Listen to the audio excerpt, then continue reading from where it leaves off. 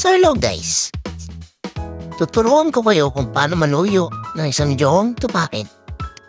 So yan, noong araw na to is pupunta ako ng Bambang para lang bumili ng mga bulaklak. Panuyo doon sa tupain kong jowa. So yan, init, alauna na yan So ito na, kunwari, nagiging vlogger na ako, mamimili lang pala ng mga bulaklak. Yan. Hindi ako talaga mahilig sa video pero sa tuwing jowa ko nagre-request, nagiging vlogger na ako dyan. So, hindi, mga kung ano ang binibili ko dyan, So, yun, unpacking na ako dito pag-uwi.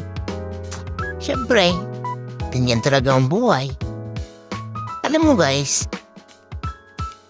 kailangan din natin suyuin mga jowa natin kahit paminsan-minsan. Kasi nga,